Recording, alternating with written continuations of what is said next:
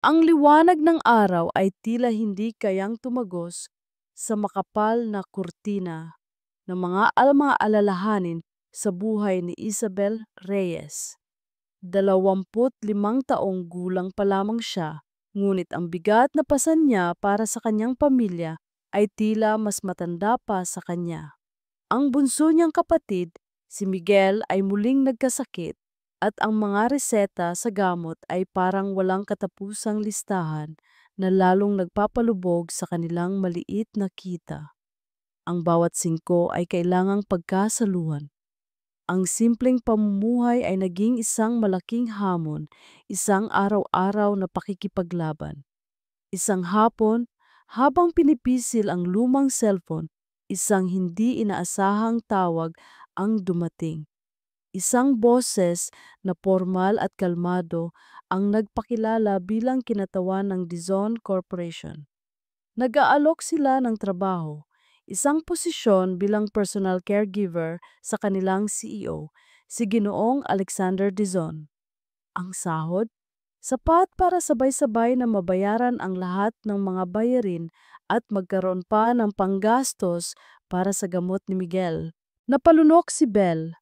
Kilala ang pangalang Dizon sa buong bansa, isang malaking pangalan sa industriya na may bilyon-bilyong halaga ang negosyo. Ngunit kasabay ng kasikatan ng pangalang iyon ay ang mga bulong-bulungan. Si Ginoong Alexander Dizon, ang tanging anak na tagapagmana, ay nasangkot sa isang malagim na aksidente ilang taon na ang nakalilipas. Ang resulta, siya ay naparalisa at, ayon sa mga sabi-sabi, napakabagsik daw at mahirap pakisamahan. Isang malamig na kaba ang gumapang sa kanyang likod, ang pangako ng ginhawa para sa pamilya laban sa panganib ng hindi kilalang mundo. Isang pamilyar na pakiramdam ng pagiging desperado ang muling bumalik.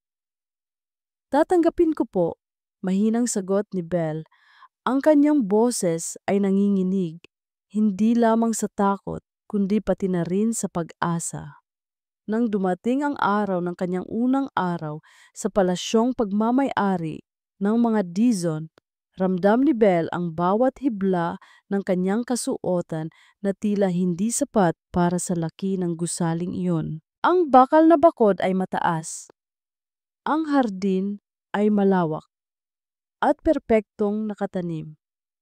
Ang mansyon mismo ay hindi lamang isang bahay, ito ay isang simbolo ng kapangyarihan at kayamanan, ngunit sa unang tingin pa lamang, ramdam mo na rin ang lamig at bigat ng katahimikan nito.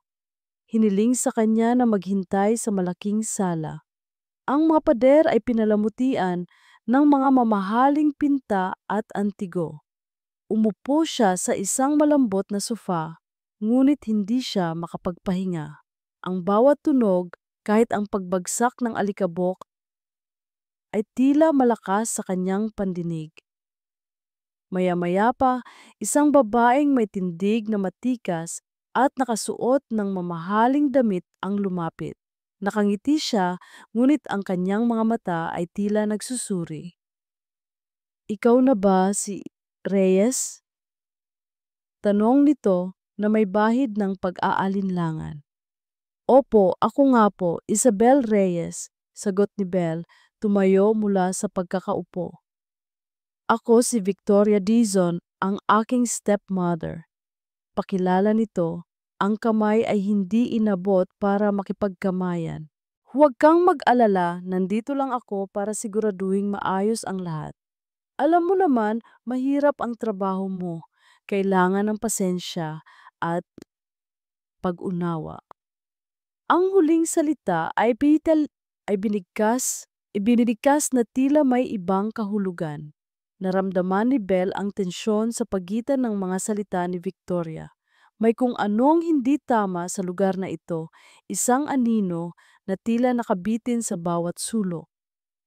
Ngunit sa gitna ng pag-aalala, ang imahe ng kapatid niyang si Miguel ay pumasok sa kanyang isipan. Nagpapaalala sa kanya kung bakit siya naririto. Biglang, Isang mahinang ingay ang narinig mula sa ikalawang palapag. Isang yabag na tila nagmumula sa isang bagay na mabigat. Ngunit mayroon ding kakaibang galaw. Tumingala si Victoria. Ang kanyang ekspresyon ay nagbago mula sa pagiging formal patungo sa pagiging alerto. Halika na, simulan na natin ang iyong tungkulin. Napakagat labi si Belle. Ang kanyang puso ay bumibilis. Ang pagpasok niya sa mansyon na ito ay parang pagpasok sa isang hindi kilalang mundo, isang mundong puno ng mga lihim at posibleng panganib. Nagpatuloy sila sa paglalakad sa isang mahabang pasilyo. Ang bawat hakbang ay tila papalapit sa hindi niya alam kung ano, hanggang sa marating nila ang isang malaking pinto. Dahan-dahang binuksan ito ni Victoria. Sa loob, nakahiga sa isang malaking kama ay isang lalaki. Nakatingala siya sa kisame, ang kanyang muka ay nakakunot at ang kanyang mga mata ay may malamig at matalim na tingin na tila kayang tumagos sa kaluluwa. Ginoong Alex, mahinang sabi ni Victoria, narito na ang bago mong tagapag-alaga. Siya si Isabel Reyes. Nanatiling nakatingala si Alex, ngunit ang kanyang mga mata ay dahan-dahang bumaba, dumapo kay Belle. Isang mahabang katahimikan ang namagitan sa kanilang tatlo, isang katahimikan na puno ng hindi masabing mga salita at mga tanong. Pagkatapos ng ilang sandali, isang tinig na mababa at puno ng pagkayamot ang bumaba mula sa kanyang labi. Isang Reyes? Ang tanong na iyon kasama ang kanyang tono ay nagdala ng panginginig sa buong katawan ni Belle. Hindi ito isang pagtanggap, ito ay isang hamon. Naramdaman niya ang bigat ng kanyang mga mata na nakatitig sa kanya, na tila sinusuri ang bawat kahinaan niya. Ang kanyang bagong mundo ay nagsimula na. Ang unang mga araw sa mansyon ng mga Dizon ay tila isang mahabang paglalakbay sa isang hindi kilalang teritoryo. Si Ginoong Alex o Ginoong Alex, gaya ng palagi kong tinatawag sa kanya, ay isang malaking hamon. Ang kanyang mga utos ay kadalasang maikli, walang emosyon, at puno ng awtoridad na nagpaparamdam sa akin na ako ay isa lamang hamak na kasangkapan. Ilagay mo yan dito. Kunin mo yan. Huwag mong hawakan yan. Bawat salita ay tila bakal na bumabagsak sa aking pandinig, nagpaparamdam sa akin ng aking mababang posisyon dito. Sa bawat pag-abot ko ng baso ng tubig, pag-aayos ng kanyang unan o paghahanda ng kanyang pagkain, ang kanyang mga mata ay nakatutok sa akin. Hindi mainit na tingin, kundi malamig at mapanuri. Tila sinusuri niya ang bawat kilos ko, naghahanap ng anumang mali, anumang dahilan, para iparamdam sa akin ang aking pagiging dayuhan dito. Ang kanyang pisikal na kalagayan ay nakalulungkot, oo, ngunit ang galit na tila nakakulong sa kanya ay masakit panoorin at maramdaman. Isang hapon, habang inihahanda ko ang kanyang tanghalian, simpleng nilagang manok at gulay, ayon sa bilin ng doktor, nagkamali ako. Nahulog ang kutsara sa sahig. Isang maliit na bagay, ngunit tila nagpaapoy sa galit ng Ginoo. Hindi ka ba marunong makinig, Reyes? Ang kanyang boses ay biglang tumaas, nagiging matalim at puno ng pagkayamot. Ang dating malamig na tingin ay napalitan ng galit na nagpapalabas ng init. Nanginginig ang kamay kong pinulot ang kutsara. Papaumanhin po, Ginoong Alex, sabi ko. Pilit pinapakalma ang sarili. Na nagkamali lang po. Magkamali ka ulit at makikita mo, mariin niyang sabi. Ang kanyang mga kamao ay nakatikom sa gilid ng kanyang wheelchair. Ang kanyang mga ugat sa leeg ay tila namumutok. Ramdam ko ang panginginig ng kanyang katawan, hindi mula sa lamig, kundi sa pinipigilang galit. Natakot ako. Hindi ko maikakaila na natakot ako. Ang kanyang itsura ngayon ay tila isang halimaw na handang manakot. Sa kasamaang palad, hindi iyon ang pinakamasamang nangyari. Nang tanghali ring iyon, habang naghahapunan kami, isang tahimik na ritual ng pagitan ng kanyang malamig na pagtingin at ng aking pag-iingat, biglang pumasok si Ginoong Victoria. Ang kanyang pagdating ay laging nagdudulot ng kakaibang tensyon sa silid. "Alexander, mahal ko," bati niya, lumapit at humalik sa pisngi ng kanyang bayaw, isang kilos na tila napipilitan lamang. "Nakikita kong masaya ka naman. May kasama ka pa." Ang tingin niya kay Belle ay puno ng pag-aalinlangan at pagmamataas. "Victoria," sagot ni Alex. Ang kanyang tinig ay walang gana. "Kumain ka na ba, Belle?" tanong ni Victoria. "Ang pangalan ko ay binigkas na may kasamang pagmamaliit. Sigurado ka bang tama ang pagkain na inihanda mo para kay Alexander? Baka mamaya may makasama pa sa kanya." Naramdaman ko ang pag-init ng aking pisngi. Alam kong wala akong ginawang mali sa paghahanda ng pagkain, ngunit ang kanyang mga salita ay parang mga patak ng asido na dumadampi sa aking pagkatao. Gusto kong sumagot, gusto kong ipagtanggol ang sarili ko, ngunit ang malamig na babala sa mata ni Alex ay nagpigil sa akin. "Belle knows what she's doing, Victoria," mariing sabi ni Alex, isang bagay na hindi ko inaasahan. "Hayaan mo siya." Napakunot ang noo ni Victoria, tila nagulat sa pagtatanggol ni Alex sa akin. Kahit na ito ay sa malamig na paraan, ngumiti siya ng pilit. "Sige, kung ganoon, basta't para sa ikabubuti niya." Tumingin siya muli kay Alex. "May kailangan ka pa ba, mahal ko?" Babalik na ako sa aking ginagawa. Pagkaalis ni Victoria, isang kakaibang katahimikan ang namagitan sa amin ni Alex. Ang tensyon ay nanatili, ngunit may kasama na ngayong bahagyang pagtataka sa aking panig. Bakit niya ako ipinagtanggol? Kahit sa malamig na paraan, ito ang unang pagkakataon na hindi niya ako tiningnan na parang isang kasangkapan lamang. "Hindi mo kailangang pansinin si Victoria," sabi niya pagkatapos ng ilang sandali. Ang tingin ay nakatuon pa rin sa kawalan. Sanay na siya sa ganyan. "Ganun po?" tanong ko. "She likes to stir things up," sagot niya, tila nagpipigil ng damdamin. "Huwag mong hayaang maapektuhan ka." Sa mga sumunod na araw, sinimulan kong makita ang mga bakas ng ibang Alex sa likod ng pader ng galit na kanyang itinatayo. May mga pagkakataon na habang nagbabasa ako ng libro para sa kanya, nahuhuli ko siyang nakikinig ng mabuti.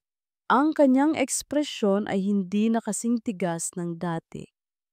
May mga gabing tahimik lang siyang nakatingala sa bintana at kahit hindi niya sabihin, nararamdaman ko ang bigat ng kanyang pinagdadaanan. Isang gabing hindi siya makatulog, bumangon ako para kumuha ng gamot niya.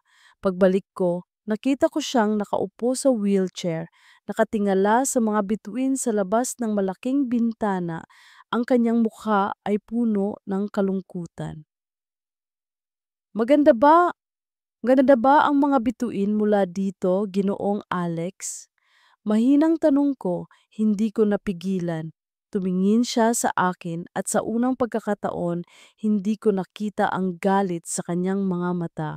Nakakita ako ng pagod at isang bakas ng lungkot na tila napakalalim. "Minsan," sagot niya, ang kanyang tinig ay mas mahina kaysa dati. Minsan, nakakatuwa silang pagmasdan, parang malalaya. Isang hindi maipaliwanag na awa ang naramdaman ko para sa kanya.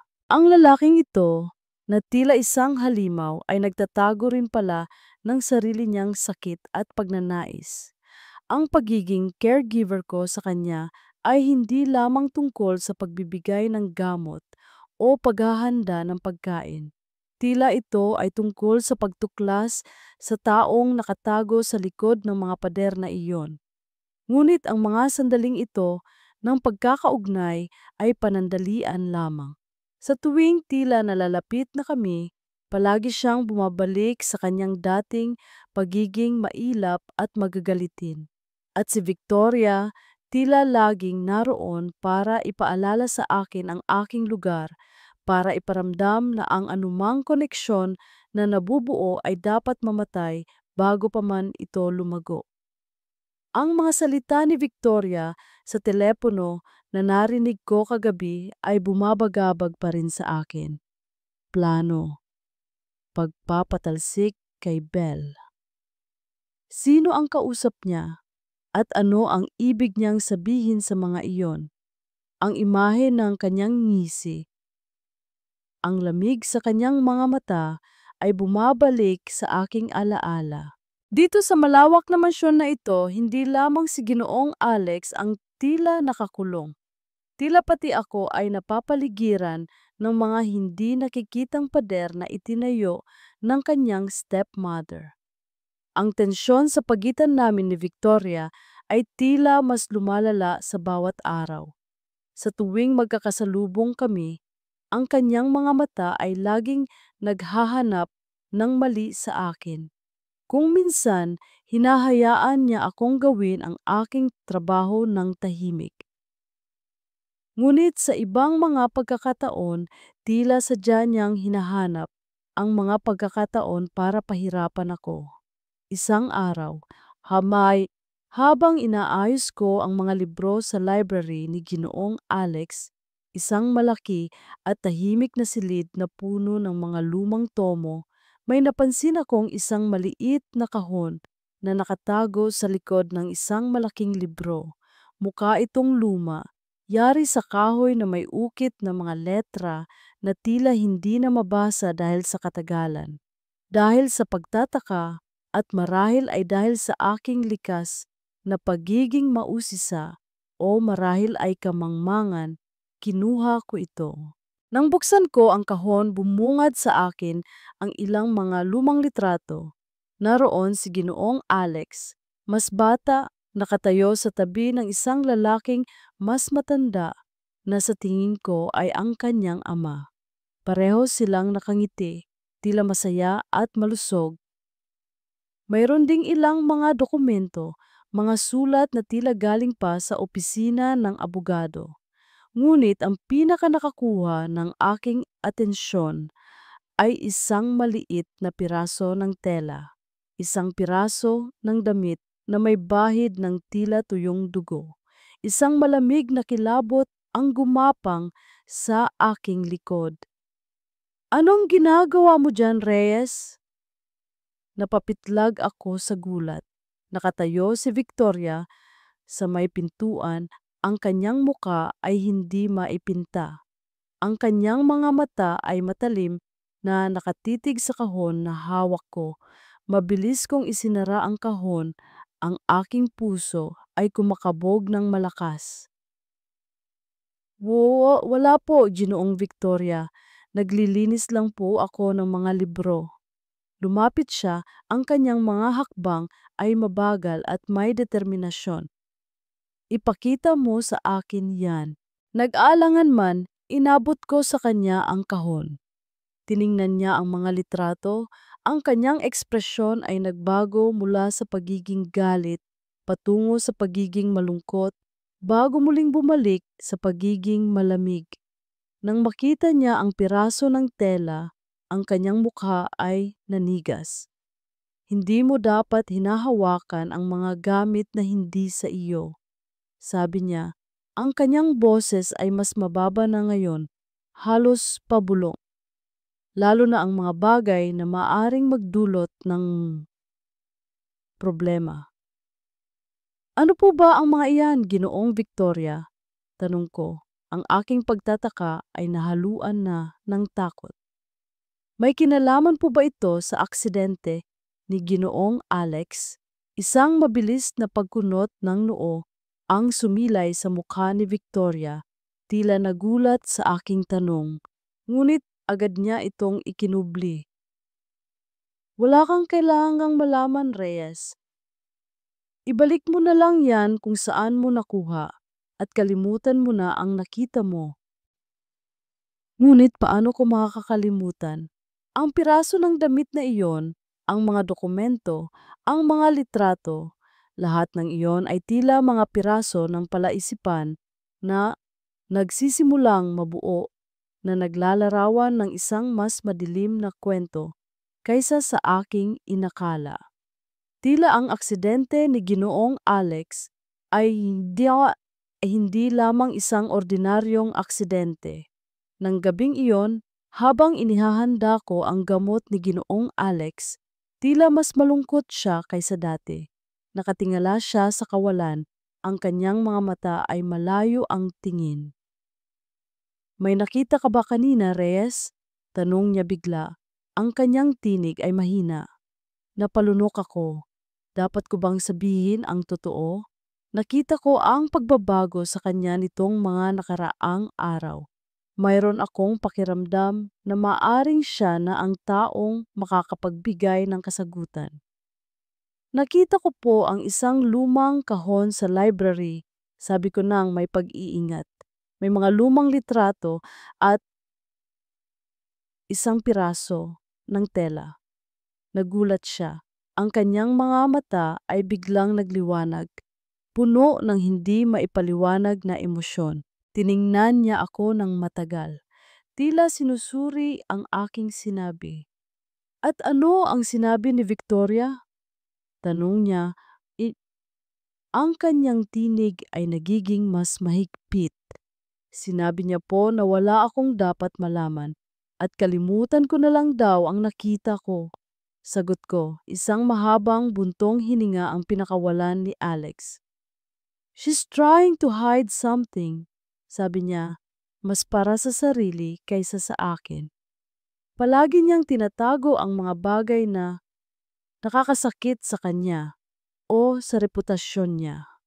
Sa unang pagkakataon, naramdaman ko ang pagbukas ng isang maliit na puwang sa pagitan namin. Hindi ito pag-uusap tungkol sa kanyang pang-araw-araw na pangangailangan, kundi isang pagbabahagi ng isang lihim, isang pagdududa. Ito ay isang maliit na hakbang, ngunit malaki para sa amin. Gayunpaman, ang anino ni Victoria ay nanatiling nakabitin, isang paalala na ang bawat hakbang pasulong ay maaaring may kasamang panganib. Ang pag-uusap namin ni Ginoong Alex tungkol sa kahon ay nagbigay ng bagong dimensyon sa aming relasyon. Hindi na lamang ako ang tagapag-alaga na naghahanda ng kanyang pagkain at gamot. Tila naging kasabwat na rin ako sa kanyang mga pagdududa at sa mga lihim na bumabalot sa kanyang nakaraan. Ang bawat sandali na magkasama kami ay tila napupuno ng mga hindi nasasabing salita, ng mga pahiwatig na nag-uudyok sa akin na lalong mag-usisa. Patuloy ang aking pang-araw-araw na tungkulin, ngunit ngayon may kasama na itong layunin. Habang nililinis ko ang kanyang silid, ang aking mga mata ay laging naghahanap ng anumang bagay na maaring magbigay linaw sa nakalipas. Sa tuwing magkakasama kami sa library, tila mas nagiging bukas siya sa pagbabahagi ng maliliit na detalye tungkol sa kanyang ama, ang kanyang pagkabata, ang mga panahong tila mas simple ang lahat. Mahilig si Papa sa mga lumang libro. Sabi niya isang hapon habang pinapakita ko sa kanya ang isang libro tungkol sa kasaysayan ng Pilipinas. Ang kanyang tinig ay may bahid ng pamilyar na tono, isang bagay na malayo sa karaniwang pagiging malamig niya. Madalas kaming nagbabasa dito noon. Mas gusto niya ang mga kwento ng mga bayani. Ngumiti ako. Mukhang mabait po siyang tao. Nagbuntong hininga siya, ang kanyang tingin ay lumayo. Oo, siya ang pinakamabuti. Pagkatapos ay tila nagbago ang kanyang mood. Ngunit marami rin siyang kinatatakutan. Ito ang mga piraso ng impormasyon na tila mga mumo sa isang malaking tinapay. Hindi ko alam kung paano ito pagdudugtong-dugtungin, ngunit alam kong mahalaga ang mga ito.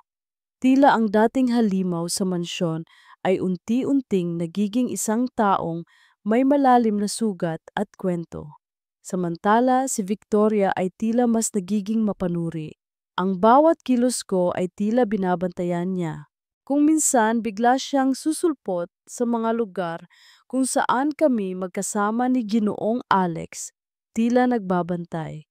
Minsan, nakita ko siyang nakatitig sa akin mula sa malayo habang inaalalayan ko si Ginoong Alex sa kanyang wheelchair.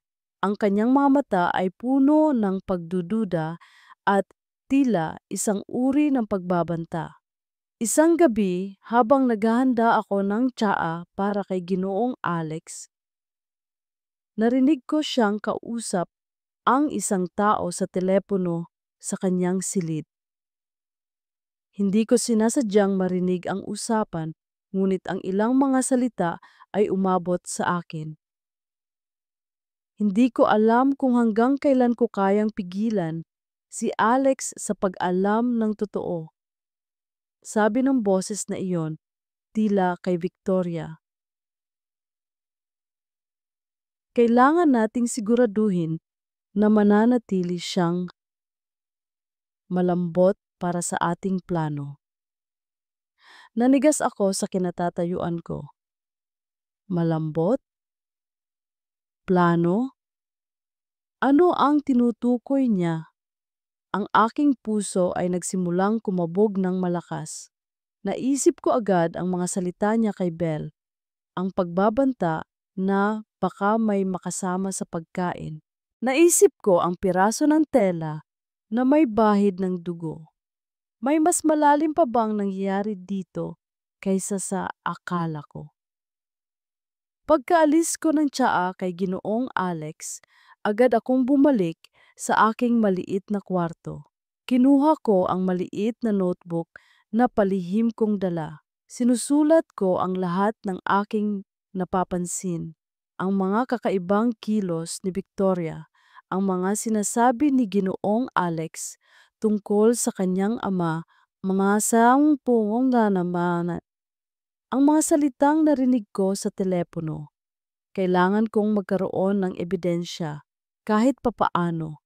Kailangan kong malaman ang katotohanan para hindi lamang sa akin, kundi para na rin kay Ginoong Alex.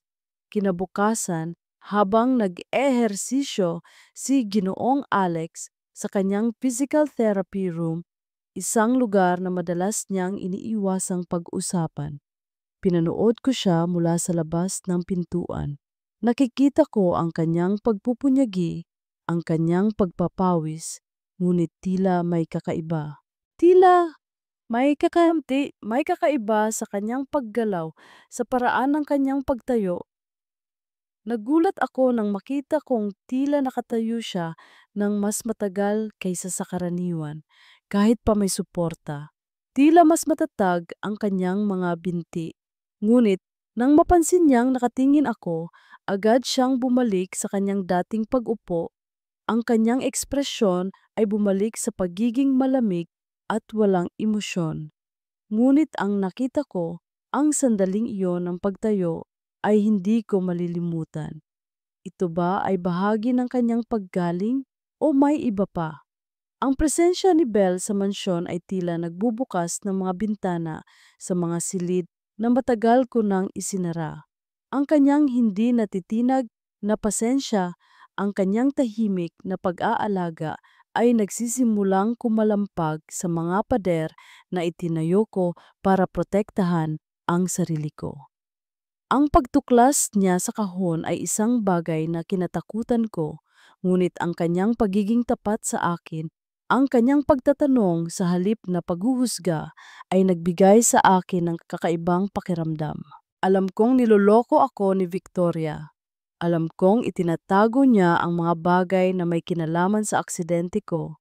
At marahil, higit pa roon, ang mga salita niya tungkol sa pagiging malambot para sa plano ay nagpapatunay lamang na mayroon siyang agenda. Ngunit hindi ko alam kung ano pa ang mga detalye. Napakahirap kumilos kapag nakadepende ka sa taong nagpapagalaw sa iyong mundo. Ngunit ang nakita ko sa mga mata ni Belle noong araw na iyon habang nag-eehersisyo ako, ang pagtataka. Tila may nakita siyang hindi niya maintindihan. At yon ay panganib. Panganib para sa kanya at panganib para sa akin. Kailangan kong maging mas maingat.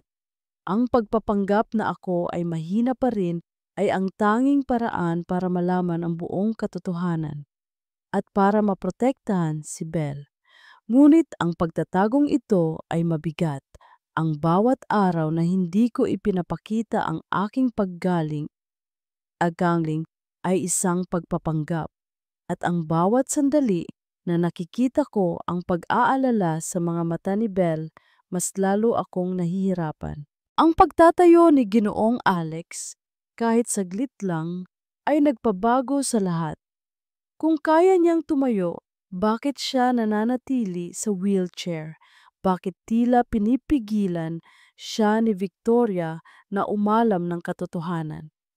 Naisip ko ang piraso ng damit na may dugo. Naisip ko ang mga salita ni Victoria sa telepono. May kinalaman kaya ang lahat ng ito sa pagpapanggap ni Ginoong Alex? Ang mga tanong na ito ay nagtulak sa akin na mas maging mapagmasid. Kailangan kong malaman ang buong kwento para kay Ginoong Alex at ngayon para na rin sa sarili ko. Ang presensya ni Isabel Reyes sa aking buhay ay parang isang maliit na sinag ng liwanag sa loob ng madilim kong mundo. Hindi ko alam kung paano niya nagagawa iyon, ngunit sa kabila ng aking pagiging magaspang at pagiging madalas na mainitin ang ulo, nananatili siyang kalmado at matiyaga.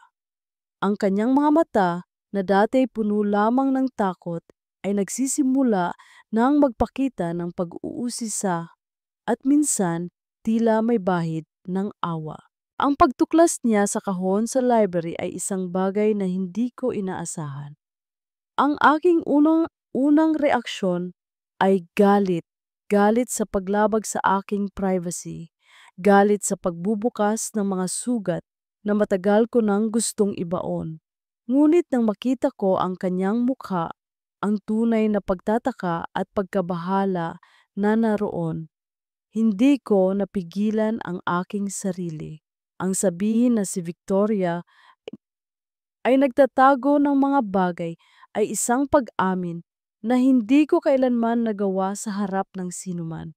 Sa tuwing nag-uusap kami tungkol sa nakaraan, kahit na sa maliliit na detalye lamang, tila may nababaklas sa akin.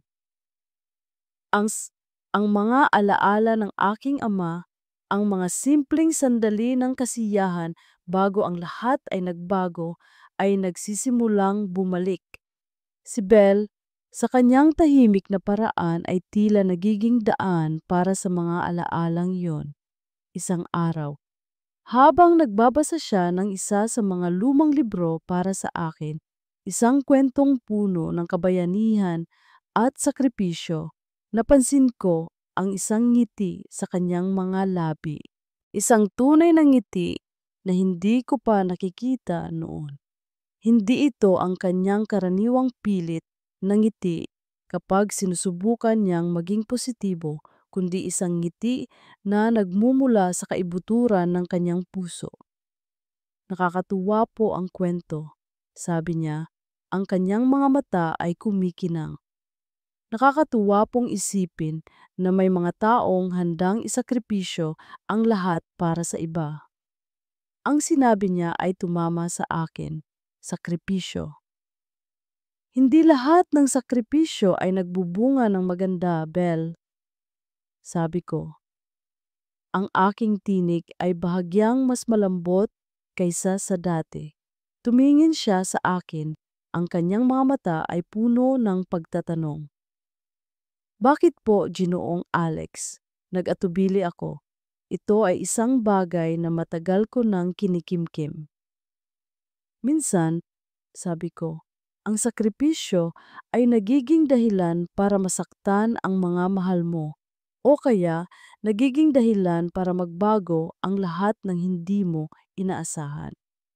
Tumingin ako sa aking mga kamay na nakapatong sa aking wheelchair. At minsan ang pinakamalaking sakripisyo ay ang isuko ang isang bagay na pinakamahalaga sa iyo para lamang sa kaligtasan ng iba. Hindi ko alam kung bakit ko yon sinabi. Siguro ay dahil nakikita ko sa kanya ang isang uri ng kabutihan na bihirang makita. Siguro ay dahil sa wakas, gusto ko nang may makaalam ng bigat na dala ko. Pagkatapos ng sandaling iyon, isang kakaibang katahimikan ang namagitan sa amin. Hindi ito ang karaniwang tensyonadong katahimikan, kundi isang mas komportable, mas malalim na pagkaunawaan. Nang tumayo siya para ayusin ang aking unan, ang kanyang mga kamay ay bahagyang dumapo sa aking balikat. Isang simpleng kilos, ngunit ito ay nagpadala ng kakaibang kuryente sa aking katawan. Naramdaman ko ang bahagyang pagbabago sa aking sarili. Ang pader na aking itinayo ay tila may mga bitak na. Ang galit na bumabalot sa akin ay tila nababawasan, napapalitan ng isang kakaibang pakiramdam. Isang bagay na hindi ko pa nararanasan noon. Pagmamahal? Siguro. O baka naman, pag-asa lamang. Ngunit pagkaraan ng ilang sandali, natatandaan ko ang sinabi ni Belle tungkol sa pag-uusap niya sa telepono kay Victoria. Ang mga salitang plano, malambot, pagpapatalsik. Ito ay nagpapaalala sa akin na hindi pa tapos ang lahat. May mga panganib pa rin at ang taong ito na nagbibigay sa akin ng kakaibang pakiramdam ay maaaring nasa panganib din. Kailangan kong maging maingat, kailangan kong malaman ang buong katotohanan, at kailangan kong protektahan siya. Ang mga salita ni Ginoong Alex tungkol sa sakripisyo at ang kanyang pagbabago ng mood ay nag-iwan sa akin ng maraming katanungan. Ang kanyang pagiging bukas, kaya hinpitan na sa maikling sandali, ay nagparamdam sa akin na tila mas nakikilala ko na siya.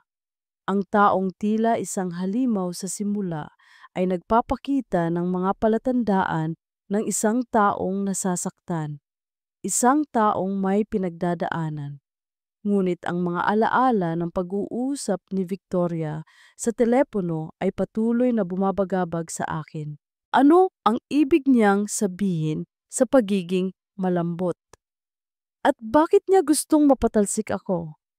Tila may hindi siya sinasabi, isang bagay na mas malaki kaysa sa simpleng pagiging selosa sa sa bagong caregiver ng kanyang bayaw. Isang hapon, habang naglilinis ako sa sala, nakita ko si Victoria na nag-uusap sa telepono sa isang sulok, malayo sa pandinig ng sinuman. Ang kanyang boses ay mahina, ngunit puno ng pagkaapurahan. Siguraduhin mong wala nang makakaalam, sabi niya. Walang dapat makatuklas na buhay pa siya, ang plano ay dapat magpatuloy. Napatigil ako sa aking ginagawa. Sino ang tinutukoy niyang buhay pa? At anong plano ang sinasabi niya? Ang aking puso ay nagsimulang kumabog ng malakas. Hindi ko alam kung ano ang nangyayari, ngunit nararamdaman ko na ito ay isang bagay na napakaseryoso. Isang bagay na maaaring maglagay sa panganib hindi lamang sa akin, kundi pati na rin kay Ginoong Alex. Nang mapansin niyang tila may narinig ako, mabilis niyang tinapos ang tawag at tumingin sa akin na may matalim na ekspresyon.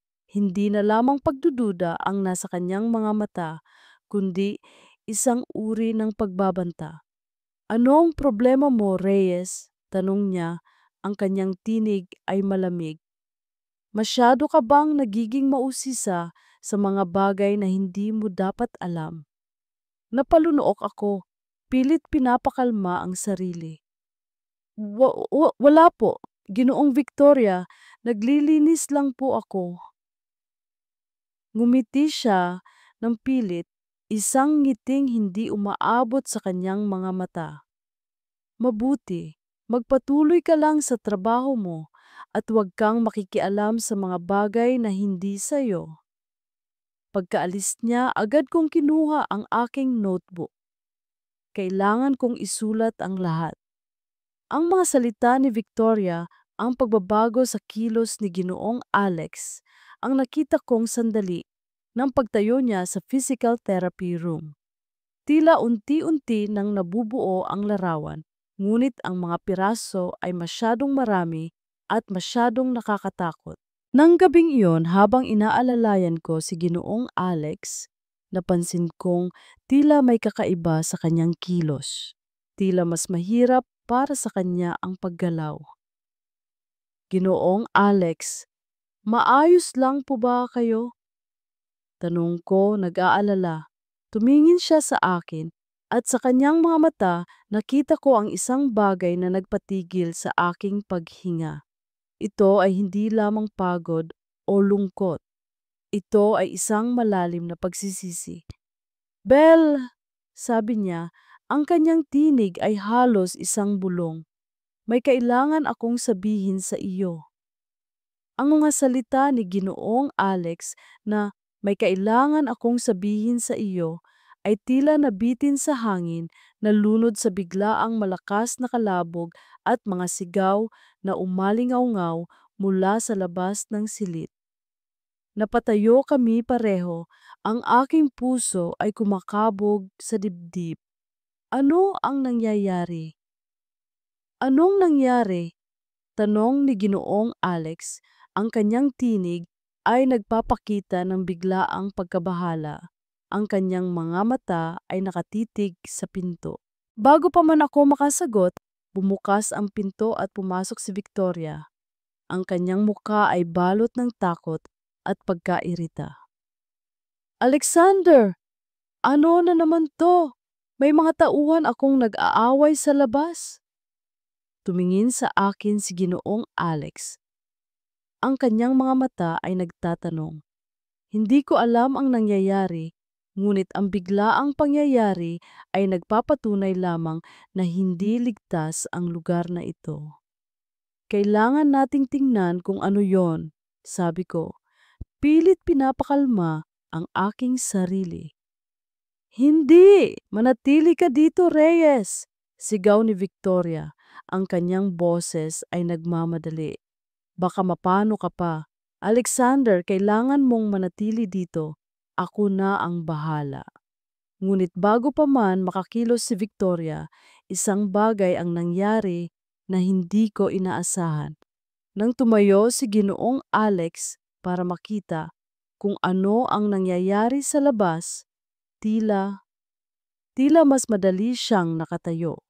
Hindi lamang ang kanyang mga kamay ang sumusuporta, kundi pati ang kanyang mga binti. Mabilis niyang ibinalik ang kanyang sarili sa wheelchair, ngunit ang sandaling iyon, ang sandali na nakita kong siya ay nakatayo ng halos matatag, ay tumatak sa aking isipan.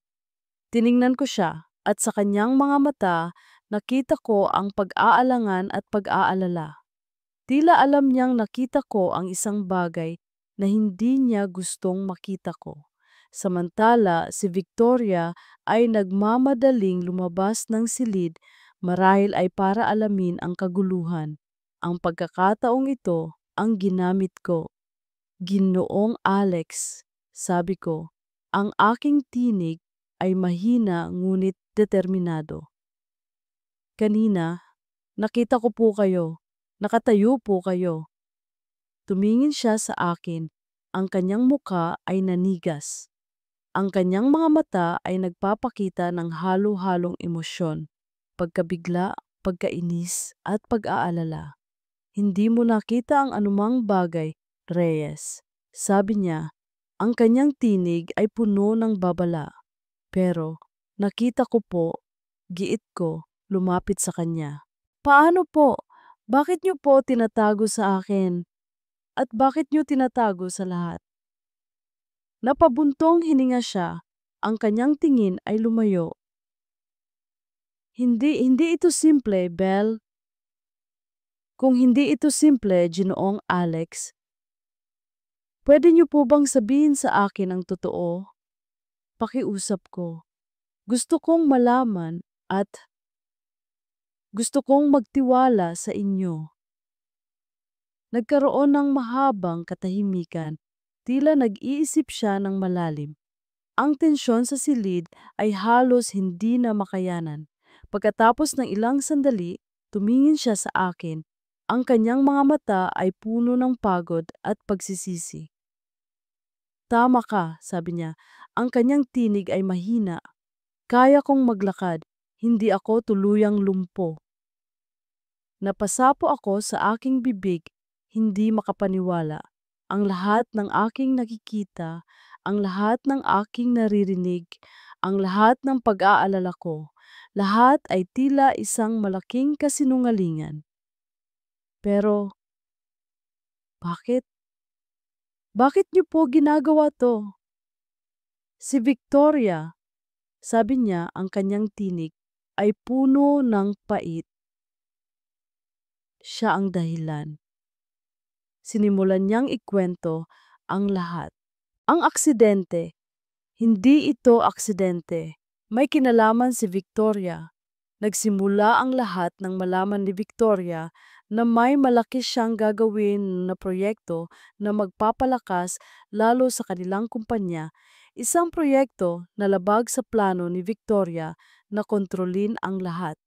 Nang malaman ito ni Victoria, gumawa siya ng paraan. Gumamit siya ng gamot na nagdulot ng matinding epekto sa kanyang mga binti na nagresulta sa pagiging hindi niya makalakad.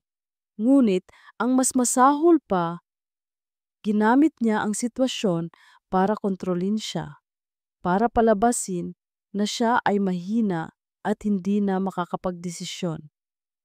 Ginagamit niya ang aking pagiging may kapansanan para makontrol ako, para hindi ako makagalaw. Sabi niya, ang kanyang tinig ay puno ng galit. Para siya ang magpatakbo ng lahat. Kapag nalaman ng lahat na kaya ko palang maglakad, mawawalan siya ng kontrol. Ang lahat ng aking nakikita, ang mga piraso ng impormasyon, ang mga sinabi ni Victoria, lahat ay nagtutugma. Ang pagiging malambot na sinabi niya sa telepono ay tumutukoy sa pagpapanggap ni Ginoong Alex. Ang pagiging buhay pa ay maaring tumutukoy sa kanyang kakayahang maglakad na hindi dapat malaman. At ang piraso ng damit na may dugo, tanong ko. Alaala yon, sabi niya, ang kanyang mukha ay nanigas. Mula sa araw ng aksidente, ang aksidente na siya ang may gawa. Napakalaki ng pagkabigla. Ang aking pagtingin kay Ginoong Alex ay nagbago ng lubusan. Ang taong inakala kong isang halimaw na may kontrol sa galit ay isang biktima pala ng mas matinding manipulasyon. Ang kanyang galit ay hindi lamang simpleng pagiging marahas. Ito ay ang pagpapahayag ng kanyang pagkakakulong. Ngunit ang pagbubunyag na ito ay nagdala rin ng mas malaking panganib. Kung alam na niya ang lahat at kung alam ko na rin ano ang gagawin ni Victoria. Biglang bumukas muli ang pinto at pumasok si Victoria. Ang kanyang mukha ay hindi na nagpapakita ng takot, kundi isang malamig at determinadong ekspresyon. Sa kanyang kamay, hawak niya ang isang maliit na bote. Mukhang marami na kayong napagkwentuhan, sabi niya, Aunt. Ang kanyang tinig ay puno ng sarkasmo. Pero sayang, hindi na kayo makakapagkwentuhan pa. Tumingin siya sa akin pagkatapos ay kay Ginoong Alex. Narinig ko ang lahat at hindi ko hahayaang masira ninyo ang lahat ng aking pinaghirapan. Nagmamadali siyang lumapit sa amin, hawak ang bote. Nanlaki ang mga mata ko sa aking nakita. Tila may lamang likido ang bote na iyon at ang amoy nito ay kakaiba. Ano po yan, Ginoong Victoria? Tanong ko, pilit na humaharang sa pagitan niya at ni Ginoong Alex. Isang paraan para manatili kayong tahimik. Sabi niya, ang kanyang mga mata ay puno ng determinasyon. Naramdaman ko ang paghila ni Ginoong Alex sa aking braso. Sinusubukang hilahin ako palayo, ngunit huli na. Mabilis na ibinuhos ni Victoria ang laman ng bote. Isang malapot at mabangong likido sa isang baso ng tubig na malapit sa kama ni Ginoong Alex na tila isang aksidenteng natabig niya. Tiki, sabi ni Victoria, tumatawa ng mahina. Sayang, akala ko pa naman, ang tubig lang ang magpapakalma sa inyo. Nangunot ang noo ko, hindi niya ito ibinuhos sa akin. Pero, ang baso ng tubig na iyon ay para kay Ginoong Alex. Tignan natin kung gaano kayo kalakas ngayon, Alexander, sabi ni Victoria, tumingin sa baso ng tubig. Nang makita ko ang bote sa kamay ni Victoria, alam kong huli na ang lahat. Ang kanyang determinasyon ay hindi na maitatago. Ang kanyang plano, ang kanyang pagpapanggap, ang lahat ng ito ay may mas malalim na layunin at ang pagbubuhos niya ng likido sa baso ng tubig. Alam kong hindi iyon simpleng pagpapatahimik. Victoria, anong ginawa mo? Sigaw ko, sinusubukang tumayo ngunit nahihirapan ako dahil sa biglaang paghahilo. Ang aking mga mata ay nakatuon sa baso ng tubig, isang bagay na magpapanatili sa inyong pareho sa aking kontrol, sabi niya. Ang kanyang tinig ay puno ng tagumpay. Hindi ko hahayaang masira ninyo ang lahat. Nakita ko ang pag-aalala sa mga mata ni Belle. Alam niyang may mali, alam niyang mapanganib ang sitwasyon. At nakita ko ang determinasyon sa kanyang mukha na protektahan ako kahit na siya mismo ay nasa panganib. Belle, tumayo ka dyan! Sigaw ko. Sinusubukang itulak siya palayo, ngunit huli na. Bago pa man ako makakilos ng maayos, nagawa niyang makuha ang baso ng tubig na may lamang likido at sa isang mabilis na kilos, itinapat niya ito sa kanyang mga labi. Belle, huwag! Sigaw ko, ngunit ang aking tinig ay tila nauubos. Nakita ko ang pagdapo ng baso sa kanyang mga labi at pagkatapos ay ang paglunok niya. Agad na nanlaki ang kanyang mga mata, tila nagulat sa kanyang ginawa. Anong ininom ko? Sabi niya. Ang kanyang tinig ay nanginginig. Tumingin si Victoria sa kanya, isang malamig na ngisi ang gumuhit sa kanyang mga labi. Isang bagay na magpapatulog sa iyo. Magpakailanman. Nang makita kong lumalunok si Belle ng likido mula sa baso para akong nanigas sa aking wheelchair. Ang mga salita ni Victoria, isang bagay na magpapatulog sa iyo, magpakailanman, ay umalingaw-ngaw sa aking isipan na parang paulit-ulit na kulog. Hindi! Hindi ito maaring mangyari. Hindi ko hahayaang mamatay si Belle dahil sa akin. Dahil sa kalokohan ko sa pagtatago ng aking paggaling. Belle, sigaw ko, sinusubukang tumayo, ngunit ang aking mga binti ay tila hindi sumusunod. Ang pagkabigla, ang takot, at ang bigat ng aking sitwasyon ay nagpapahina sa akin. Nakita ko siyang bumagsak sa sahig. Ang kanyang mga mata ay nakatitig sa akin, puno ng pag-aalala, hindi para sa sarili niya, kundi para sa akin. Si Victoria, sa kanyang tagumpay, ay tila hindi makapaniwala sa kanyang sariling ginawa. Ang kanyang malamig na ngisi ay napalitan ng bahagyang pagkabahala. Ano? Anong nangyari? Tanong niya, lumapit kay Belle. Ikaw ang may gawa nito. Sigaw ko. Ang aking tinig ay puno ng galit at desperasyon. Sinubukan kong itulak ang aking wheelchair palapit sa kanya. Ngunit tila kulang ang lakas ko. Hindi ko alam kung anong sinasabi mo, Alexander, sabi ni Victoria, ngunit ang kanyang mga mata ay umiiwas sa akin. Siguro ay epekto lang yan ng pagkabigla. Ngunit alam naming pareho at alam ni Belle na hindi ito simpleng epekto ng pagkabigla. Ang lason. Kailangan naming kumilos.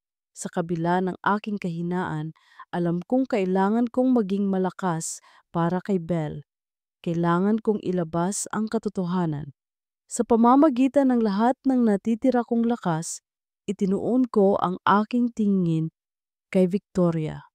Hindi ako maniniwala sa mga kasinungalingan mo, Victoria. Sabi ko, ang aking tinig ay mas matatag na ngayon. Alam ko na ang lahat. Ang aksidente, ang pagpapanggap ko, ang plano mo. Nanlaki ang mga mata ni Victoria. Tila hindi niya inaasahan na malalaman ko ang lahat. Paano? Nakita ko kayong dalawa ni Belle na nag-uusap sa garden, patuloy ko. At narinig ko ang lahat. Alam ko na ginamit mo ang aking sitwasyon para makontrol ang kumpanya. At ngayon, sinubukan mong patayin si Belle. Ang pag-amin ko ay tila nagbigay sa akin ng lakas. Sinubukan kong tumayo muli at sa pagkakataong ito, mas matatag ang aking mga binti. Ang aking isipan ay mas malinaw na ngayon. Ang pagpapanggap ay tapos na. Hindi totoo yan, sigaw ni Victoria, ngunit ang kanyang boses ay nanginginig. Sinubukan niyang lumapit kay Belle, marahil para tapusin ang kanyang ginawa. Ngunit bago pa man siya makalapit, narinig namin ang pagbukas ng pangunahing pinto.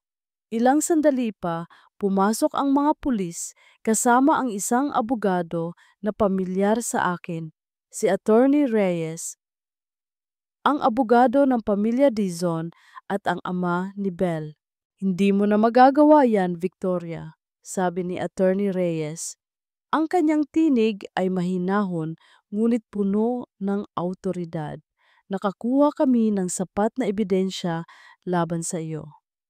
Tumingin si Victoria sa akin, pagkatapos ay kay Belle na nakahiga pa rin sa sahig at sa mga pulis. Ang kanyang mukha ay nanigas sa takot, tila sa isang iglap na wala ang lahat ng kanyang kapangyarihan. Paano ninyo nalaman? Bulong niya. Nakatanggap kami ng tip, sabi ng isang pulis. Tumingin sa akin. Isang tip tungkol sa isang plano na maaring makapinsala sa isang tao. Alam kong si Ginoong Alex ang nagbigay ng tip bago pa man mangyari ang insidente. Sa kabila ng lahat, nagawa pa rin niyang kumilos. Tinulungan akong tumayo ni Attorney Reyes. Tumingin ako kay Belle na dahan-dahang nagbubukas ng kanyang mga mata. Ang kanyang paghinga ay tila bumabalik na sa normal. Tila hindi naman malubha ang epekto ng lason. Marahil ay hindi ito sapat na dami o marahil ay dahil sa mabilis na pagtugon namin. Belle, sabi ko, lumapit sa kanya, ang aking tinig ay puno ng pasasalamat at pagmamahal. Okay ka lang ba? Ngumiti siya ng mahina Ang kanyang mga mata ay puno pa rin ng pag-aalala para sa akin. Oo, Ginoong Alex, ikaw? Dadalhin na namin si Victoria para sa karagdagang imbestigasyon, sabi ng abogado. At ikaw, Alexander, kailangan mong magbigay ng iyong pahayag. Tumingin ako kay Victoria na inilalabas na ng mga pulis. Ang dating makapangyarihang babae ay ngayon ay tila isang maliit na lang na daga na natatakot. Victoria, sabi ko, ang aking tinig ay kalmado ngunit may bigat. Tapos na ang lahat ng iyong laro. Ang aking tingin ay bumaling kay Belle. Ang lahat ng nangyari ay nagpabago sa amin. Ang aming mga lihim, ang aming mga takot, ang aming mga pagdududa, lahat ay nalantad. Ngunit sa gitna ng lahat ng kaguluhan, isang bagay ang naging malinaw. Ang aking nararamdaman para sa kanya. Ang huling alaala ko ay ang pagkalunok ng kakaibang likido at ang pagkabagsak ko sa sahig. Pagmulat ko, nakita ko ang mukha ni Ginoong Alex na puno ng pag-aalala. Ang kanyang mga salita, ang kanyang kilos, lahat ay nagpapatunay na hindi na siya ang dating Alex na kilala ko. Narinig ko ang pagdating ng mga pulis at ang pag-aresto kay Victoria. Ang biglaang pagbabago ng sitwasyon ay nakapagdulot ng kaluwagan sa aking dibdib. Ngunit ang aking pag-aalala ay nanatili. Nakita ko kung paano siya nagpatuloy sa pagtayo, kung paano niya kinumpronta si Victoria. Ang lahat ng ito ay dahil sa kanya. Nang hawakan ako ni Ginoong Alex, naramdaman ko ang init ng kanyang kamay, ang lakas na tila nagmumula sa kanya.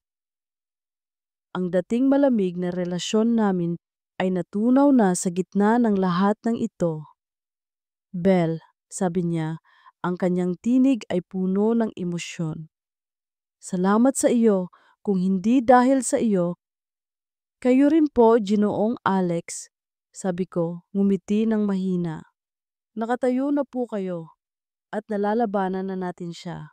Tumingin siya sa akin at sa kanyang mga mata nakita ko ang isang bagay na hindi ko pa nakikita noon, isang malalim na pagmamahal at pasasalamat.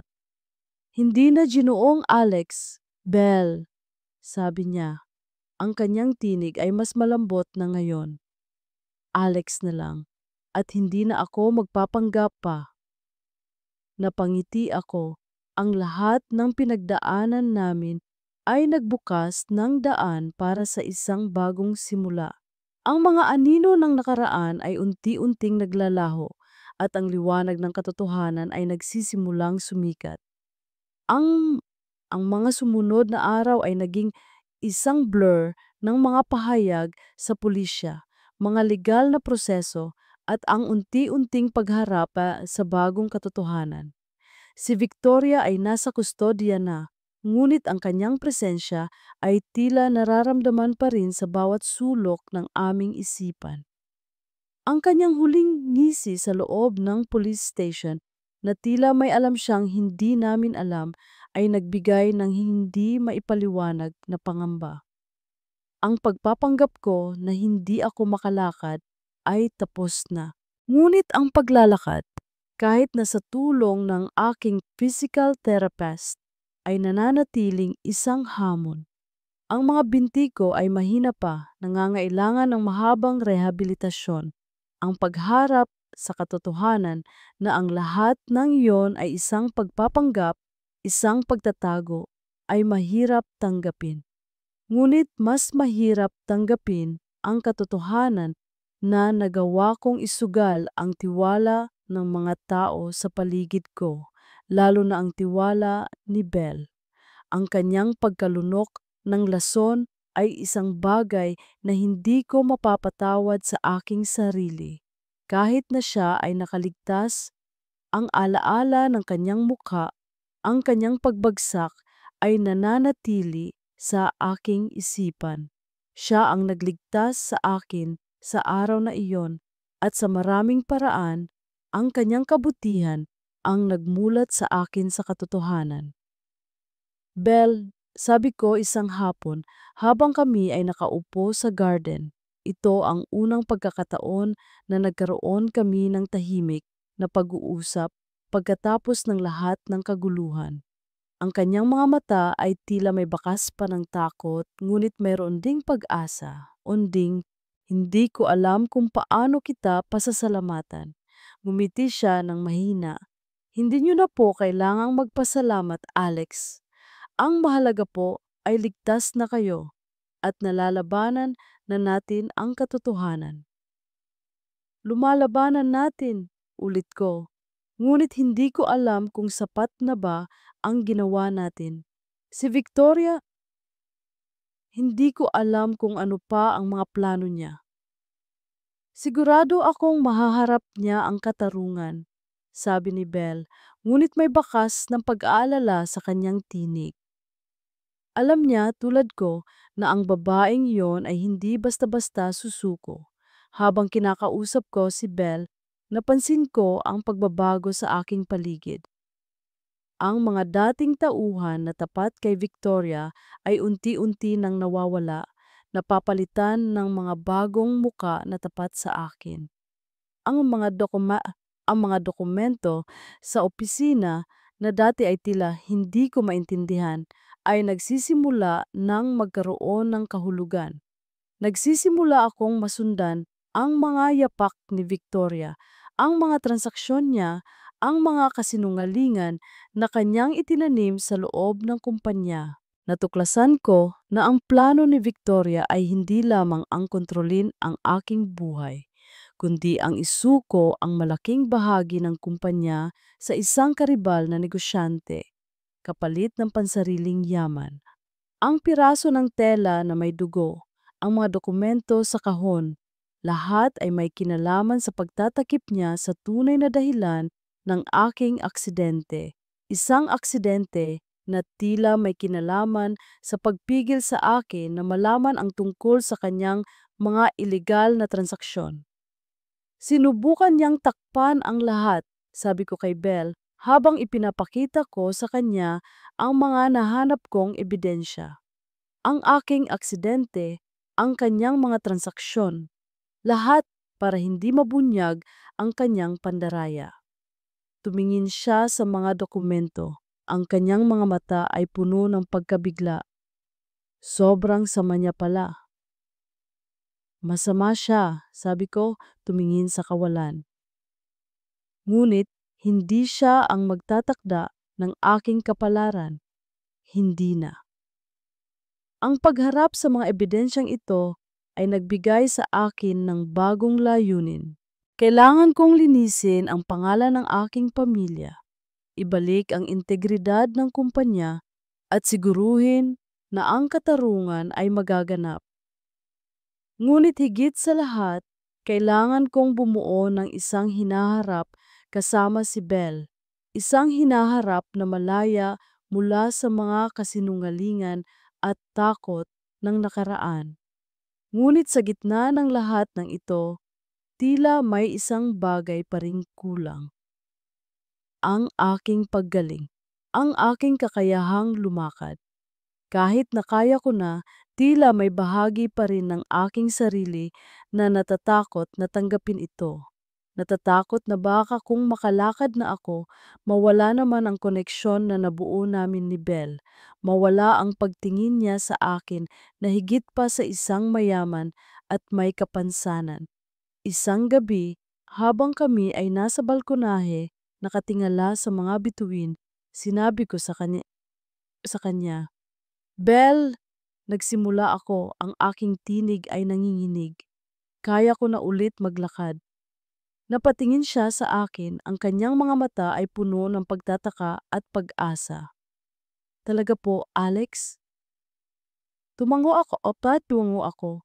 Oh, pero hindi ko alam kung paano ko ito tatanggapin. Natatakot ako na baka magbago ang lahat sa pagitan natin.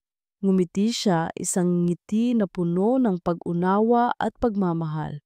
Hinawakan niya ang aking kamay. Alex, sabi niya, ang kanyang tinig ay malambing. Anuman ang mangyari, nandito lang ako.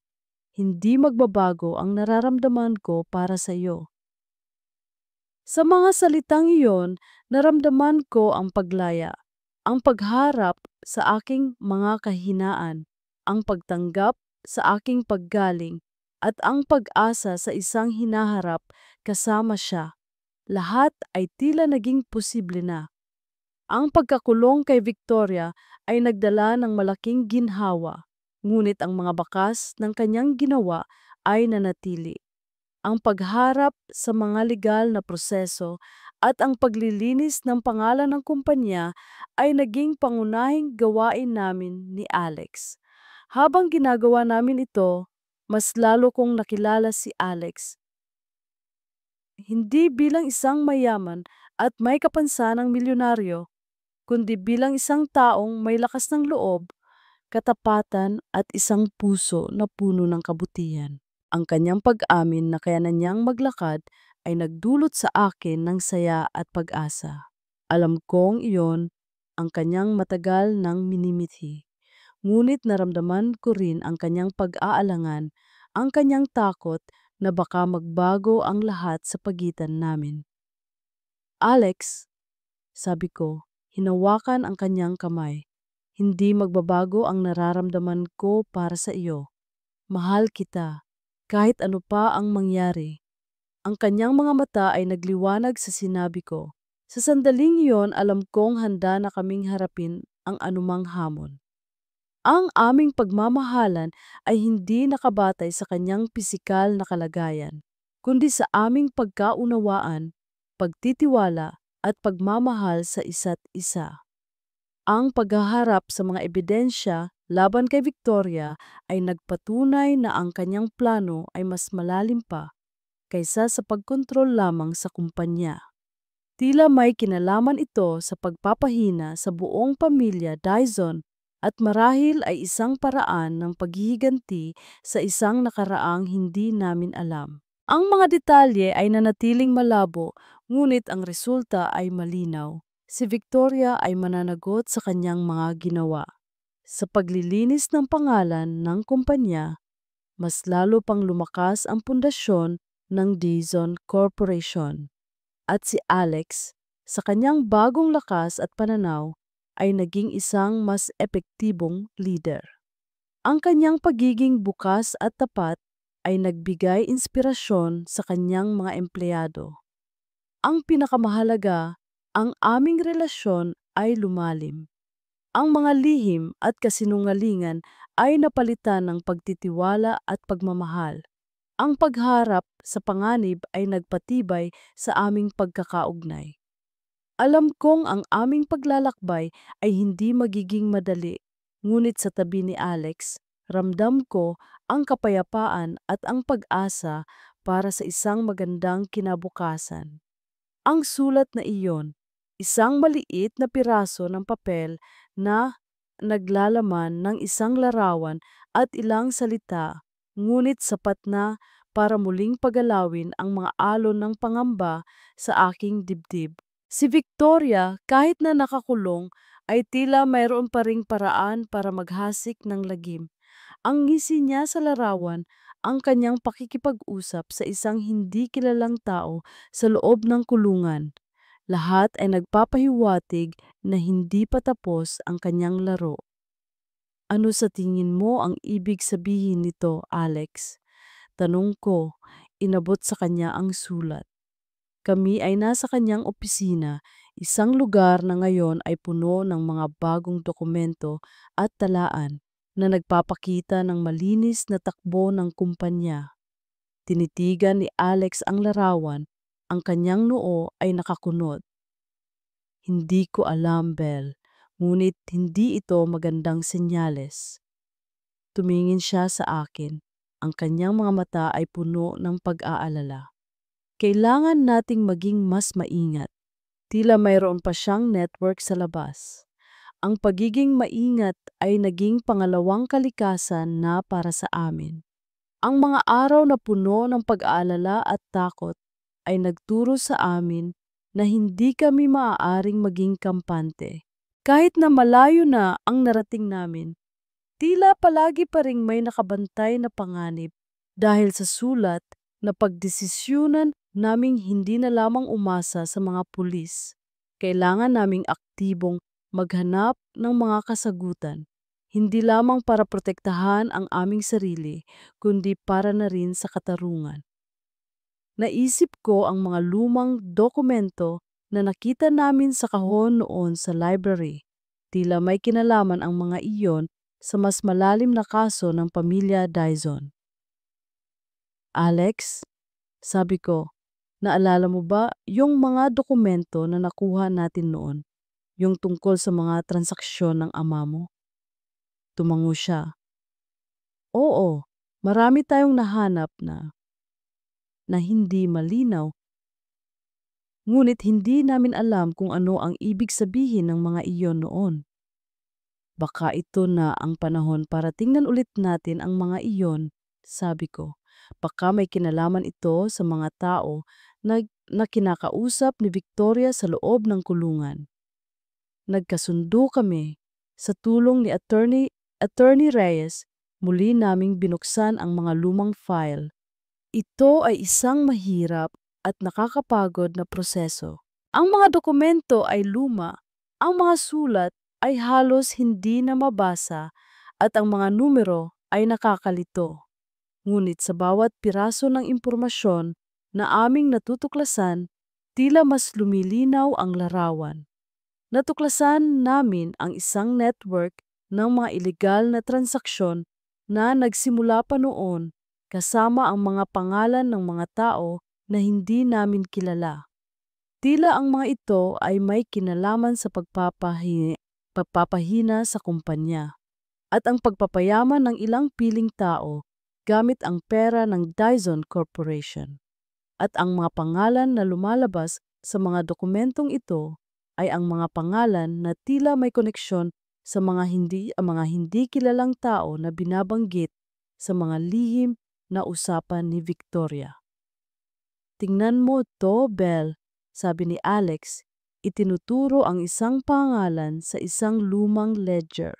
Hindi ko kilala ang taong ito, pero ang pangalan niya ay lumalabas sa ilang mga transaksyon na tila may kinalaman sa Dyson Corporation noon pa man.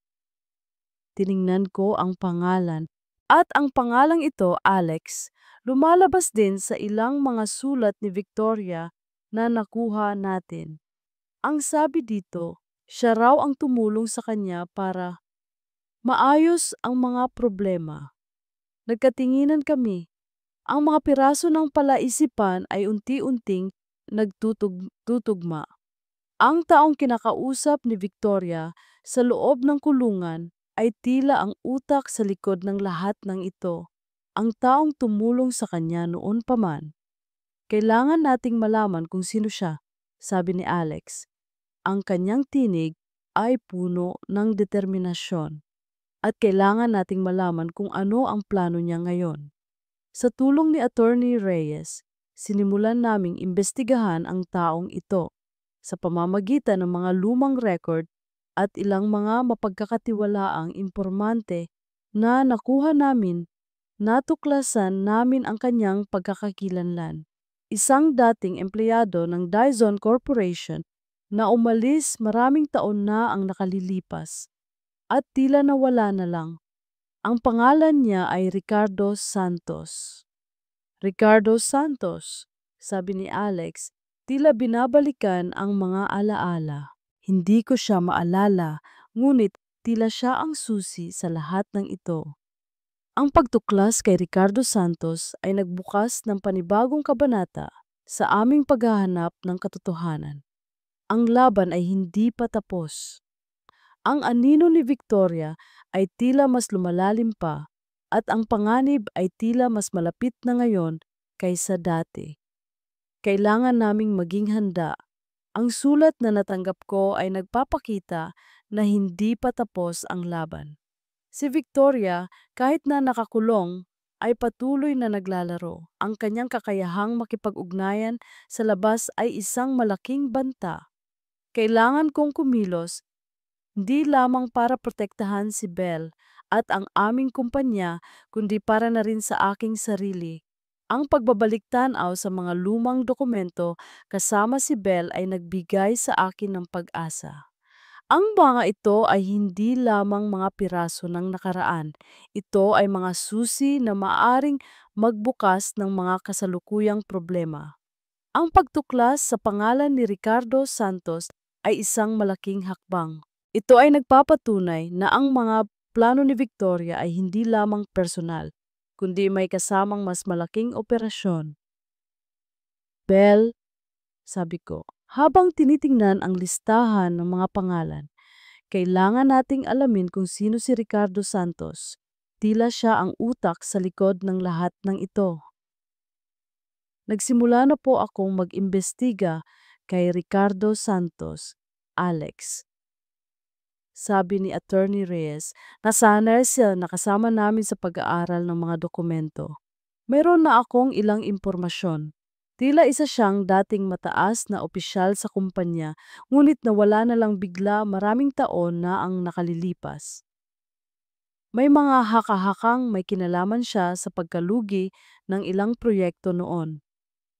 At ang mga proyektong iyon, attorney, tanong ko, may kinalaman ba ang mga iyon sa mga transaksyong nakikita natin dito? Tumango si Attorney Reyes. Malaki ang posibilidad. Tila ginamit niya ang posisyon niya para sa sariling kapakanan at marahil ay kasabwat niya si Victoria sa mga iyon. Ang pagkakaugnay ni Victoria at Ricardo Santos ay tila mas nagpapatibay sa aming mga hinala. Hindi lamang sila nagtatago ng nakaraan, tila plano pa nilang ipagpatuloy ang kanilang mga gawain. Kailangan nating silang pigilan. Sabi ko, tinitingnan si Belle. Ang kanyang determinasyon ay nagbibigay sa akin ng lakas. Kailangan nating maging maingat, Alex, sabi niya. Hindi natin alam kung hanggang saan ang kanilang impluensya. Tama siya. Ang pagiging kampante ay maaaring maging sanhi ng aming pagkatalo. Kailangan naming maging mas matalino, mas mabilis, at mas maparaan. Ang pagtuklas kay Ricardo Santos ay isang tagumpay. Ngunit ito rin ay isang babala. Ang laro ay hindi pa tapos. Ang sasakyang papalayo sa lumang address na iyon, pamilyar sa akin. Ang kulay, ang modelo, ito ang isa sa mga sasakyan na dati ay ginagamit ni Victoria. Kung siya o ang kanyang mga tauhan ang naroon, ano ang ibig sabihin nito? Hindi ba siya dapat nasa kulungan? Bilis! Sigaw ko, agad na pinaandar ang aking sasakyan. Sinusundan ang papalayo na sasakyan. Si Belle, sa tabi ko, ay tila kinakabahan ngunit determinado. Alex, mag-ingat ka, sabi niya.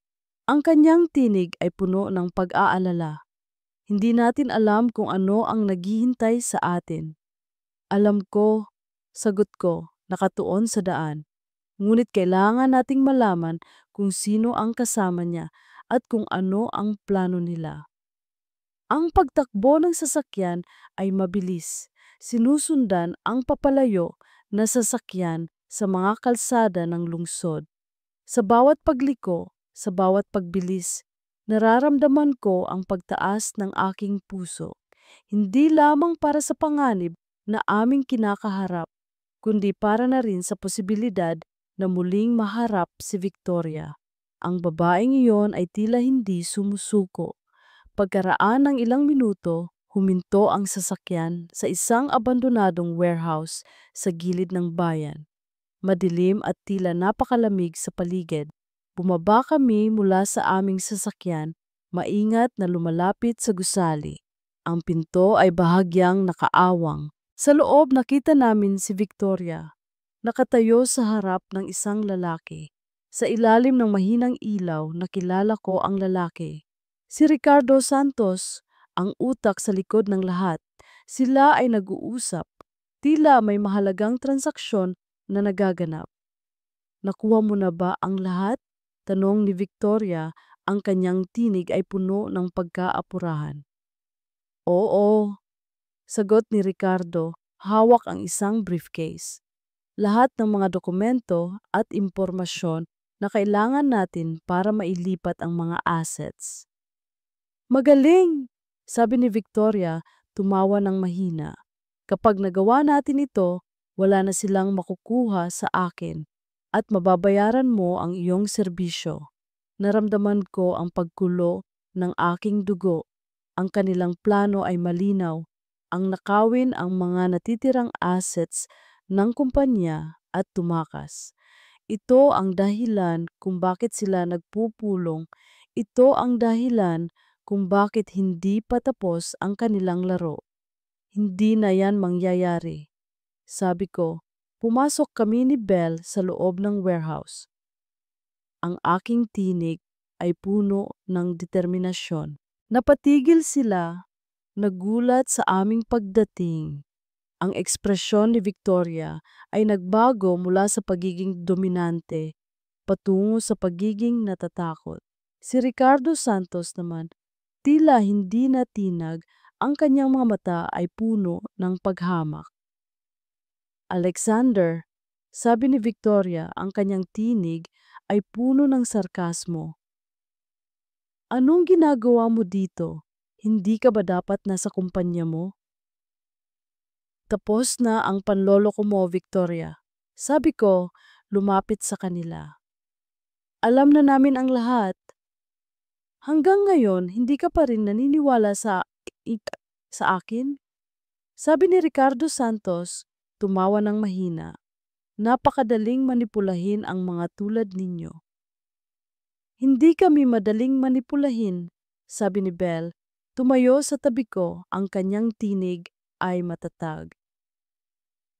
At hindi kami matatakot sa inyo. Ang pagtatanggol ni Belle sa akin, ang kanyang katatagan, ay nagbigay sa akin ng dagdag na lakas. Alam kong magkasama kami sa laban na ito. Nagkaroon ng sagutan, pagbabanta, at pagtatangka ni Victoria na tumakas. Ngunit sa tulong ng mga pulis na tinawagan namin, bago pa man kami pumasok, napaligiran nila ang warehouse. Nahuli sila. Habang inaaresto sina Victoria at Ricardo, lumapit si Belle sa akin. Hinawakan niya ang aking kamay. Tapos na, sabi niya, ang kanyang tinig ay puno ng ginhawa. Tapos na, ulit ko, tumingin sa kanya. Dahil magkasama tayo. Sa sandaling iyon, sa gitna ng abandonadong warehouse, sa gitna ng pagtatapos ng isang madilim na kabanata, naramdaman ko ang kapayapaan. Ang aming pag-iibigan ay hindi lamang nasubok ng mga kasinungalingan at panganib, kundi ito rin ay napagtibay. Ang pagsunod sa sasakyan ni Victoria ay isang mapanganib na desisyon, ngunit ito ang tamang gawin. Nang makita namin sila ni Ricardo Santos na nag-uusap tungkol sa paglilipat ng mga assets, alam naming hindi namin sila maaaring hayaang makatakas. Nang pumasok kami sa warehouse, naramdaman ko ang takot. Ngunit ang pagtayo ni Alex sa aking tabi, ang kanyang determinasyon ay nagbigay sa akin ng lakas. Ang pagharap namin sa kanila ay hindi madali. Ang mga salita ni Ricardo na napakadaling manipulahin ang mga tulad ninyo ay nagpaalala sa akin kung gaano kami muntik ng malinlang. Ngunit hindi kami sumuko. Nang dumating ang mga pulis, naramdaman ko ang malaking ginhawa. Ang pagkakakulong ni na Victoria at Ricardo ay nangangahulugan ng katarungan, hindi lamang para sa amin, kundi para sa lahat ng posibleng biktima ng kanilang mga plano. Nang hawakan ni Alex ang aking kamay, naramdaman ko ang init at seguridad. Tapos na, sabi niya, At sa kanyang mga salita, naramdaman ko ang bigat na nawala sa aking dibdib. Ang mga panganib ay tila naglalaho at ang aming pagmamahalan ay tila mas lumalim pa. Ang paglalakbay na ito ay hindi madali. Maraming mga hamon, mga pagsubok, at mga sandali ng kawalan ng pag-asa. Ngunit sa bawat hakbang, naging mas malakas kami, hindi lamang bilang individual, kundi bilang isang magkapares. Ang aming pagmamahalan ay nabuo hindi sa perpektong mga pangyayari, kundi sa pagharap sa mga problema ng magkasama. Ngayon, alam kong handa na kami para sa susunod na kabanata. Isang kabanata na puno ng pag-asa, pagpapatawad, at isang pagmamahal na lumalampas sa lahat ng mga hadlang. Ang litratong nahulog mula sa bulsa ni Victoria. Isang litrato na hindi ko pa nakikita. Ako, bilang isang bata, kasama ang isang babae na hindi ko kilala. Ngunit sa paraan ng pagkakapwesto niya, sa paraan ng kanyang ngiti, nararamdaman ko ang isang koneksyon na hindi maipaliwanag. Sino siya? Belle, tingnan mo to. Sabi ko, inabot ang litrato sa kanya. Ang kanyang mga mata ay nanlaki sa pagtataka. Sino po siya, Alex? Tanong niya, maingat na tinitingnan ang larawan. Hindi ko siya nakikita sa mga lumang litrato ng pamilya. Hindi ko rin, sagot ko, ang aking isipan ay gulong-gulo. Pero nararamdaman ko na may kinalaman siya sa akin. Bumalik kami sa opisina, dala ang litrato at ang mga natitirang dokumento ni Victoria. Kasama si Attorney Reyes, sinimulan naming suriin ang mga ito, ang mga sulat, ang mga ledger, ang mga pangalan. Lahat ay tila may mas malalim na kahulugan ngayon. Dahan-dahan, isang masakit na katotohanan ang nabunyag. Ang babae sa litrato ay ang aking tunay na ina, si Isabela Reyes. Oo, kapareho ng pangalan ni Belle. Natuklasan namin na ang aking ina ay ang unang asawa ng aking ama, na nawala umano maraming taon na ang nakalilipas. Ngunit hindi siya nawala, siya ay pinalayas. Pinalayas ni Victoria. Ang mga sulat ni Isabela na nakatago sa mga lumang dokumento ay naglalarawan ng kanyang sakit at pagtataksil. Isinulat niya ang kanyang pagnanais na protektahan ako, ang kanyang anak, mula sa impluensya ni Victoria. Ang piraso ng damit na may dugo na nakuha namin noon, ito ay mula sa damit ni Isabela, nasira noong araw na pilit siyang pinalayas ni Victoria at ng kanyang mga tauhan. Ang aksidente na nagdulot ng aking pagkaparalisa ay hindi aksidente. Ito ay plano ni Victoria para mapahina ako, para mas madali niya akong makontrol, at para masigurado na hindi ako makakahanap ng tulong mula sa aking ina. Hindi ako makapaniwala. Sabi ko, ang aking tinig ay nanginginig. Ang lahat ng aking galit, ang lahat ng aking paghihirap ay dulot pala ng isang mas malaking kasinungalingan. Ang aking pagkakakilanlan, ang aking pagkatao ay tila nababalot ng kadiliman.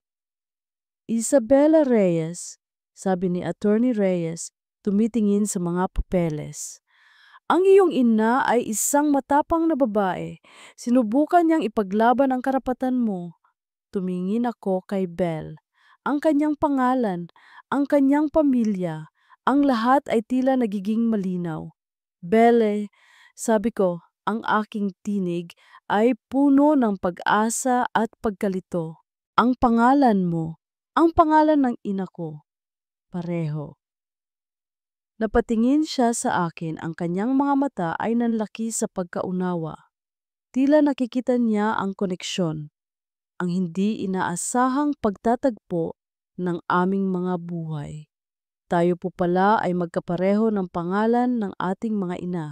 Sabi niya, ang kanyang tinig ay mahina ngunit puno ng emosyon.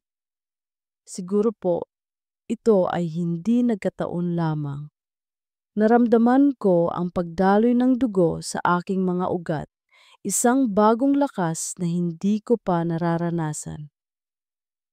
Ang katotohanan. Ang katotohanan tungkol sa aking ina, tungkol kay Victoria at tungkol sa aming pagkakaugnay ni Belle. Hindi na ito lamang tungkol sa katarungan para sa akin, kundi para na rin sa aking ina at para sa kinabukasan namin ni Belle. Hindi ito nagkataon lang, Belle. Sabi ko, hinawakan ang kanyang mga kamay. Ito ay kapalaran.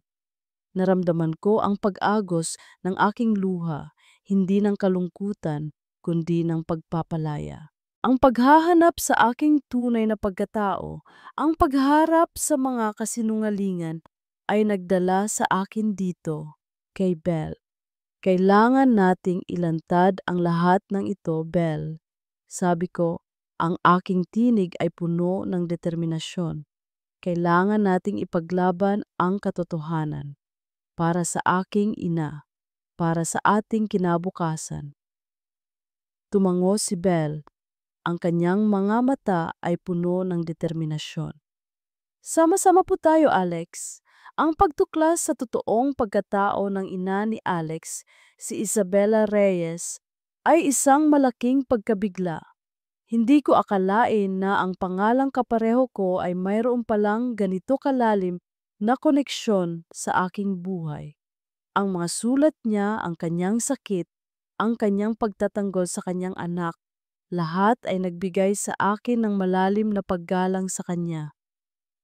Nang makita ko ang pagbabago sa mga mata ni Alex, mula sa galit at pagkalito patungo sa pag-asa at determinasyon, naramdaman ko ang pagbabago sa aming relasyon. Hindi na lamang kami magkaibigan na nagtutulungan. Kami ay magkasama sa isang misyon na may mas malalim na dahilan. Tayo po pala ay magkapareho ng pangalan ng ating mga ina. Sabi ko, hindi ko mapigilan ang pagkamangha at pagka-emosyonal. Siguro po ito ay hindi nagkataon lamang. Ang pagtingin ni Alex sa akin, ang paghawak niya sa aking mga kamay, ang kanyang mga salita na ito ay kapalaran. Lahat ng iyon ay nagpatibay sa aking paniniwala. Ang aming pagtatagpo ay hindi aksidente. Tila ito ay nakatakda na. Ang plano ni Victoria na paghiwalayin kami na kontrolin ang lahat ay nabigo. Sa halip ang mga kasinungalingan niya ang nagbigay daan para sa katotohanan na mabunyag at para sa aming dalawa na magkalapit. Kailangan nating ilantad ang lahat ng ito, Belle, sabi ni Alex. Ang kanyang tinig ay puno ng determinasyon. Kailangan nating ipaglaban ang katotohanan para sa aking ina, para sa ating kinabukasan. Tumango ako, ang aking puso ay puno ng pag-asa. Sama-sama po tayo, Alex. Alam kong ang pagharap sa katotohanan tungkol kay Victoria at sa mga kasinungalingan niya ay magiging mahirap. Ngunit sa tabi ni Alex, alam kong kaya namin itong harapin. Ang aming pagmamahalan na nabuo sa gitna ng mga hamon at pagsubok ay magiging aming sandata. Ang pagdating ng matandang babae na nagpakilalang siya si Isabela Reyes, ang tunay na ina ni Alex, ay nagdulot ng hindi maipaliwanag na emosyon sa lahat. Matapos ang maraming taon ng pagkawala, ang biglaang paglitaw niya ay tila isang himala. Ang kanyang paglalarawan sa mga pangyayari noon, kung paano siya pinalayas ni Victoria, at kung paano niya sinubukan na makipag-ugnayan sa akin ngunit hindi nagtagumpay, ay nagpatunay sa lahat ng aming mga hinala. Niyakap ni Alex ang kanyang ina, ang kanilang mga luha ay naghahalo, isang pagtitipon na matagal nang ipinagkait sa kanila. Ang sakit ng nakaraan ay tila nababawasan sa pagyakap na iyon. Ang paghahanap sa katarungan ay naging mas malinaw. Sa tulong ng testimonya ni Isabela at ng mga ebidensyang aming natipon, ang kaso laban kay Victoria at Ricardo Santos ay napalakas. Ang paglilitis ay naging isang malaking kaganapan. Ang katotohanan tungkol sa mga ilegal na transaksyon, ang pagtatangka sa buhay ni Alex at ang pagpapalayas kay Isabela ay nailantad sa publiko. Si Victoria at Ricardo Santos ay nahatulan ng mabigat na parusa. Ang kanilang mga kasinungalingan ay tuluyang nabunyag. Ang Dizon Corporation ay nagsimulang maglinis ng pangalan nito na may bagong pamumuno na puno ng integridad at transparency. Sa gitna ng lahat ng ito, ang aming relasyon ni Alex ay mas lalong tumibay.